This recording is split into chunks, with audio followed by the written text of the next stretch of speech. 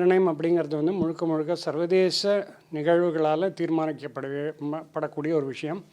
நம்ம அதிகப்படியாக உலகத்தில் மக்கள் வந்து அதிகப்படியாக இந்திய மக்கள் வாங்கினாலும் விலை நிர்ணயம் அப்படிங்கிறது முழுக்க முழுக்க சர்வதேச விஷயங்களை பொறுத்து தான் அமையும்.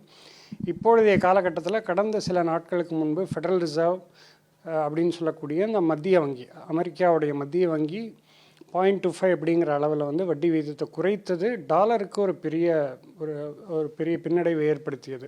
இப்போ அதன் தொடர்ச்சியாக டாலர் தொடர்ந்து விழுந்து கொண்டிருக்கு. இன்னும் வரக்கூடிய காலங்களில் வந்து வட்டி வீதம் மேலும் குறையும் அப்படிங்கிற ஒரு எதிர்பார்ப்பு இருக்கிறதுனால டாலருடைய வீழ்ச்சி அப்படிங்கிறது தொடர்ந்து சரிந்து கொண்டிருக்கு. எப்பொழுதெல்லாம் டாலர் வந்து வீழ்ச்சி அடைகிறதோ சரிகிறதோ அப்பொழுதெல்லாம் தங்கத்துடைய விலை ஏறும். ஏன்னா டாலருக்கு நிகராகத்தான் தங்கம் போன்ற கமாடிட்டிஸ் எல்லாமே வர்த்தகத்தில் இருக்கும் சர்வதேச சந்தைகளில். அந்த அடிப்படையில் பார்க்கும்போது கடந்த சில நாட்களுக்கு முன்பு அறிவித்த அந்த வட்டி வீதம் மாற்றம் அப்படிங்கிறது டாலருக்கு வீழ்ச்சியை ஏற்படுத்தி தங்கத்திற்கு ஒரு உயர்வை ஏற்படுத்தி இருக்கிறது.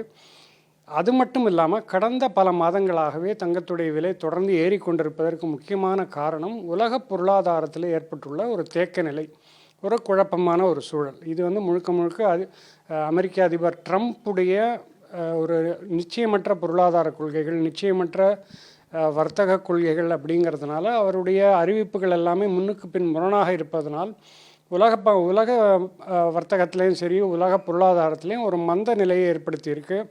முதலீட்டாளர்கள் மத்தியில் வந்து ஒரு கடுமையான ஒரு குழப்பத்தை ஏற்படுத்தியிருக்கு. ஸோ அதன் காரணமாக தொடர்ந்து பெரும் முதலீட்டாளர்கள் தங்கத்தை வாங்கி கொண்டிருக்கிறார்கள். அதுபோக மத்திய வங்கிகள், ஆர்பிஐ போன்ற இதர நாட்டின் மத்திய வங்கிகளும் பெருமளவு தங்கத்தை வாங்கி வைத்து கொண்டிருக்கிறார்கள்.